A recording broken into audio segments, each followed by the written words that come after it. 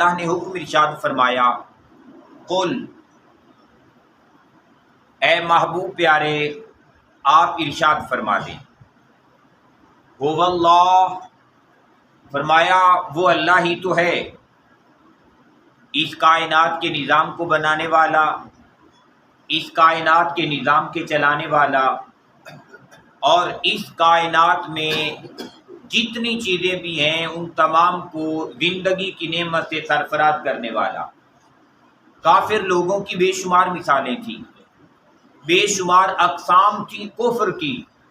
ایسے لوگ بھی تھے کہ جو بالکل دہریہ ٹیپ اللہ کی ذات کا انکار کر دینے والے، جو کہتے تھے کہ سرے سے کچھ ہے ہی نہیں۔ وہ کہتے تھے کہ جیسے پانی کے اندر ایک پتھر ہوتا ہے اور وہ پانی اسے دھکیلتا جاتا ہے تو پھر ایک وقت آتا ہے ہم دیکھتے ہیں کہ وہ پتھر انتہائی خوبصورت سا پیارا سا پتھر بن جاتا ہے۔ وہ کہتے ہیں کہ جیسے یہ ایک پتھر بغیر کسی بنانے والے کے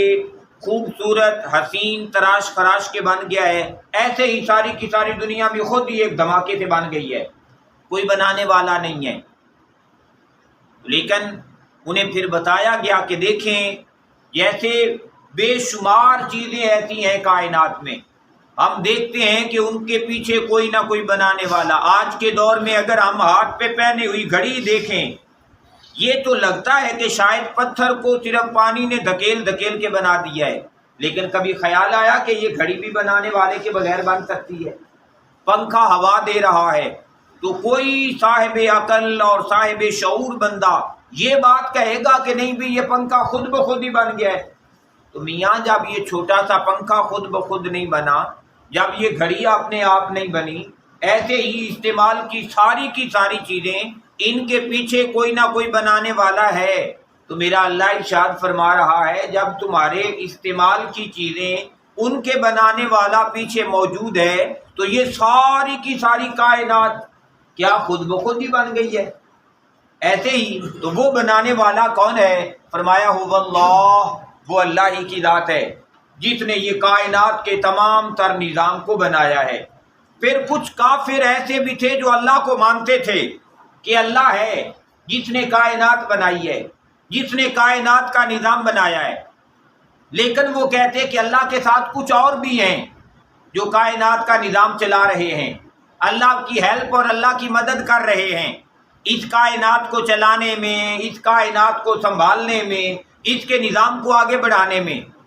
اور یہ بات کہہ کے پھر وہ ان کے نام کے بت بناتے اور ان کے سامنے سجدہ کرتے، انہیں بھی خدا مانتے۔ تو اللہ تبارک و تعالیٰ نے اس عقیدے کی بھی تردید کی میرے اللہ نے، اور فرمایا احد،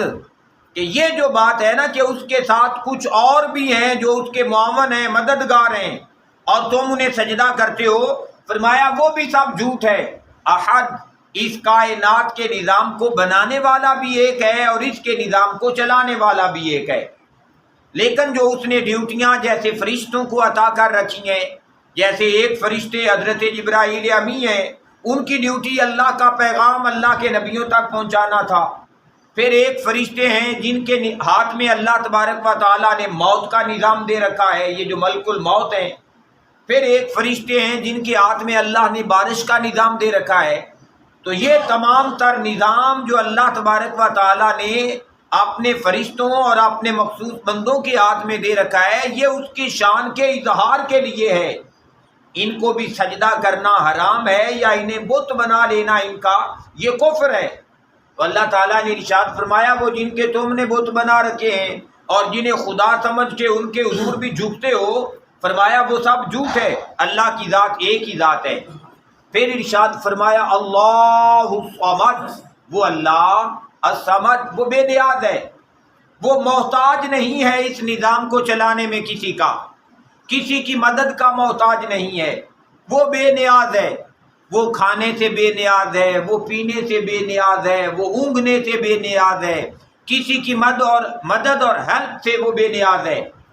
اس کائنات میں تمام لوگوں کو مدد وہ فراہم فرما رہا ہے، کھانا اسی کے دربار سے، رزق اسی کے دربار سے نصیب ہو رہا ہے، لیکن وہ کسی کی مدد کا محتاج نہیں ہے، وہ بے نیاز ہے۔ پھر ارشاد فرمایا لم یلد، فرمایا اس کی کوئی اولاد نہیں۔ جس انداز کے ساتھ عیسیٰ علیہ السلام کو کہہ دیا گیا کہ وہ اللہ کے بیٹے ہیں، جس انداز کے ساتھ حضرت عزیر علیہ السلام کو کہہ دیا گیا کہ وہ اللہ کے بیٹے ہیں، تو فرمایا لم یلد، اس سے کوئی پیدا نہیں ہوا، اس کی کوئی اولاد نہیں ہے۔ اولادیں تو اس وجہ سے ہوتی ہیں کہ تاکہ نسل باقی رہے، نسل باقی رہے اور نام باقی رہے۔ تو نسل کی تو اس کو ضرورت ہوتی ہے جو خود ختم ہو جانے والا ہو۔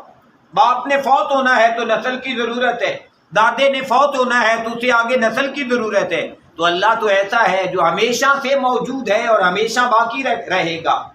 اس کی ذات کو فنا نہیں ہے۔ اللہ تبارک و تعالیٰ نے فنا نہیں ہونا، اس وجہ سے اسے کسی نسل کی ضرورت نہیں ہے۔ پھر ارشاد فرمایا وَلَمْ يُولَدْ، اور نہ ہی وہ کسی سے پیدا ہوا ہے،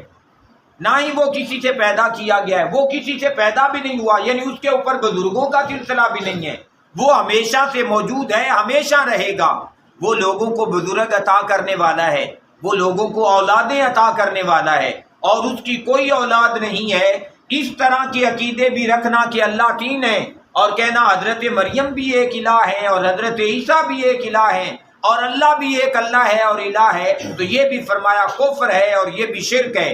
اس کی بھی نفی فرما دی میرے اللہ نے۔ پھر ارشاد فرمایا وَلَمْ یَکُن، اور کوئی نہیں ہے، لہو، اس کے لیے، کفواً، برابری کا،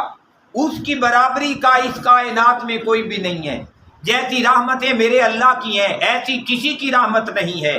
جیسے بخشش اور مغفرت میرے اللہ کی ہے ایسی بخشش اور مغفرت کسی کی نہیں ہے، جیسی عطا میرے اللہ کی عطا ہے ایسی عطا اور کسی کی عطا نہیں ہے۔ جتنی فضل والا، جتنے مہربانی والی ذات وہ میرے اللہ کی ذات ہے، ایسی ذات کائنات میں کوئی اور ہے ہی نہیں ہے کہ جو پتھر کے اندر کیڑوں تک بھی ان کا رزق انتہائی آسن اور خوبصورتی کے ساتھ پہنچا رہا ہے، ایسی ذات اور کسی کی ذات نہیں ہے۔ جیسا خبیر میرا اللہ ہے ایسا خبیر اور کوئی بھی نہیں ہے، جیسی بصارت رکھنے والی میرے اللہ کی ذات ہے ایسی کسی اور کی ذات ہے ہی نہیں ہے۔ گویا بندے کو بتایا جا رہا ہے، بندے جب تیرا اللہ اتنا لطیف ہے، جب تیرا اللہ اتنا باریک بین ہے، جب تیرا اللہ اتنا فضل والا، اتنی مہربانی والا ہے کہ اس کی برابری کا اور کوئی ہے ہی نہیں، تو پھر تو کہاں پھر رہا ہے؟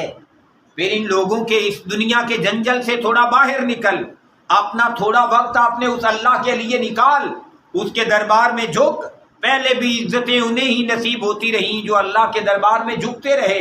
آج تو بھی اس کے دربار میں آ جائے گا تو عزتیں تمام کی تمام اللہ تعالیٰ تجھے عطا فرما دے گا۔ تو گویا یہ تمام تر صورت، اس صورت کا ایک نام جو صورت اخلاص ہے، اس کے ساتھ ایک نام اس کا صورت التوحید بھی ہے کہ یہ توحید والی صورت ہے، اور اللہ تعالیٰ نے تمام تر توحید جو ہے وہ بڑی خوبصورتی کے ساتھ اس ایک سورہ مبارکہ کے اندر بیان فرما دی ہے۔